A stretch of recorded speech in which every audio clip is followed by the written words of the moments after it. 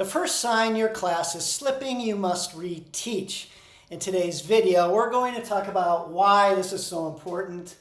We're going to talk about what the signs are to look for so you know when to reteach. And then we're going to talk about how to reteach in the most effective way. Before we get there, do me a favor, please subscribe to this channel. Give this video a thumbs up if you like it. Leave a comment below. I would really appreciate it. So the first reason why is that behavior will worsen if you don't. Behavior will always worsen if you ask your students to do something in a certain way, whether it is a routine or part of your lesson or a direction you give them, and they don't do it correctly, and you don't say anything, you don't reteach, then whatever that is will worsen, and it will also infect and transfer to everything else you do. And so over time, it'll slowly get worse and worse. The second reason is that success begets success. Success begets success. And the more time you spend doing things successful as a class, the more it becomes a habit. And so you should work very hard at guiding your students, having really good instruction, so you're guiding your students from one success to the next success all day long. And the second you see a sign that they're heading down a course that is unsuccessful, you must stop them for these reasons, because it's going to get worse. Whether that is behavior or academic sloppiness or poor listening or whatever, everything will get worse. Okay, so what are the signs? So how do you know when you need to reteach? Well, most teachers wait too long. They wait until there's already chaos before they recognize, oh my gosh, I need to reteach. That's if they reteach at all. A lot of teachers just chalk it up to a bad moment, a bad day, and continue on with the day. And this is a huge, huge mistake. But it's also a mistake to wait too long, because it wastes a lot of time. It's hard to get students back on track. And again, we want to spend as much time as possible doing things successfully. So the first sort of rule of thumb is that if more than 3 students, you noticed more than 3 students off task or doing something incorrectly, then it's time to reteach. If you see these 3 students, so you see one student, let's say they're coming in your classroom, and you have 3 students not following the routine on how to enter the classroom, you hold them individually accountable. So you give them the warning or whatever the consequence is, you just follow your classroom management plan. If, however, you notice that it's more than 3, several students are entering, and by the way, if it's more than 3, it's usually a lot more than 3. It's rare to see sort of between 5 and 8 students misbehaving. It's usually a lot more. And this is a sign that your students either didn't believe you when you taught the first time, or they didn't quite understand, or they didn't think you were being serious. And so this is the rule of thumb. You see more than 3 students, you must stop, go back to the previous transition, and reteach it over again. Another sign, and by the way, the first 2 can happen at the exact kind of same time. The second one is more for veteran teachers, and this is your teacherly sense. So I call it a blink moment. Now, Blink was a book by Malcolm Gladwell, and in the book, he described how people who are experts in their particular field how they have these blink moments where they know something is true, but can't always explain the reason why in the moment. They have so much experience that they know it before it actually happens. And so if you sense, and by the way, good teachers always have their wet fingers in the air, if you sense that your class is heading off track, that's a sign. You need to trust that. You need to trust your teacherly sense and reteach. So those students enter your classroom and you're like, I don't know. There was something about that. There was something wrong with that. I'm not sure. Can't put my finger on it, but it wasn't right. Then that's a sign you need to reteach that particular routine or whatever direction you gave them.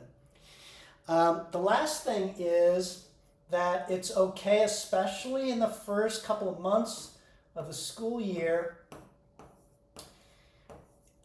to reteach something beforehand. So let's say you've taught your students how you want them to enter your classroom after recess or after a particular break. And maybe there's a long break there. And you're concerned that maybe because of the break, and let's say there's recess and the lunch and this sort of thing, that you're afraid that they're not going to enter the way they're supposed to, the way you taught them. So before sending them to lunch, you would reteach that routine preemptively. Or this can happen when it's a routine or something that you've taught that maybe you haven't talked about in a few days. And you want to make sure they understand how to walk through the back of the room and collect their materials for the project. So you want to go over that and reteach it ahead of time. If there's any thought that they may not be successful, then you don't want to send them off and do things poorly for the reasons we said here. So it's always okay to reteach preemptively if you have an idea. I'm not sure this is going to go well. When in doubt, reteach. Okay, so how best to do it? Well, always in detail. And in greater detail. Because if they've proven, because of 1 and 2, they've proven to you that they can't perform the routine or the instruction well, the way that you've taught them, well then that means that you have to teach the same thing but in greater detail. So you need to model more, get students more involved, have students model so they can prove to the class that it can be done by a student. The next thing is you need to take responsibility. And this is a big one. Take responsibility. And what I mean by this is any individual student, so let's say the 1, 2, or 3 students are off task or misbehaving, and you hold them accountable through your classroom management plan. So you enforce a consequence on those students. Fully and 100% their responsibility, because the rest of the class is proving that you've taught well. They understand and you've taught the direction well. But if it's more than a few, and again, it's usually more than 5, 6, 7, 8, usually it's 12 or more who don't quite understand, then you take responsibility for it. And you say to students, hey, I noticed when you were coming in the room just now that it wasn't like I taught, or it wasn't how I visualized it going, or we didn't do it very well, and I want to reteach that, and it's my fault. I didn't teach you well enough, so here's what we're going to do about it. So it's not a punishment. It's not a you're not a soldier or general telling them to they have to redo something because they did it poorly. You're taking responsibility, saying I didn't teach it well enough. And it's true. And so you want to teach that again in detail, allow them to practice, and then you praise them for it. So there's no the only accountability is that it helps students to know that when you say something, you really mean it, and that you're going to follow through on that, even if it was on you and not them. So it's a very powerful thing to do for them, and it also improves your teaching and makes you better at it. So take responsibility when it's more than a few students. The last thing is that you always want to remind students why. Why is so important. It's really important for psychological reasons. We want to know why we're asked to do the things that we do, whether we're adults or kids, it doesn't make any difference. And when we know the reason why, we're more likely to go along with it, to try to do our best to fulfill whatever is asked of us. The other reason is that it makes you question whether it really is something you need to do.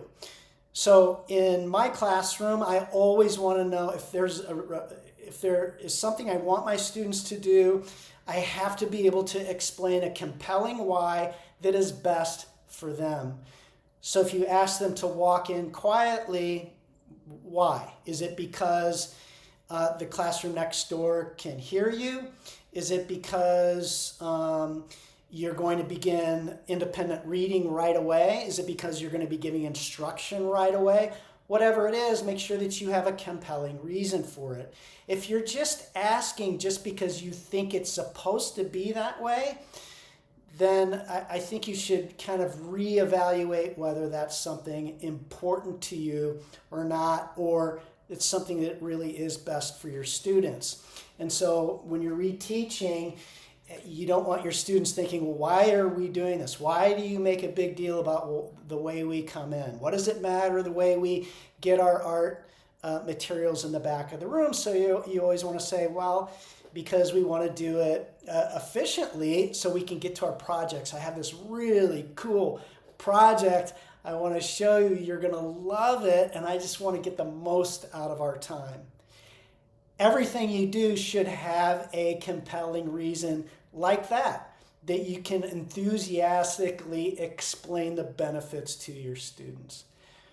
Okay, I hope this video helps. If any of these things, you notice any of these things, reteach, and it'll be great benefit to your class, and that success will just keep on rolling like a train. Okay, have a good week, and I'll see you next time.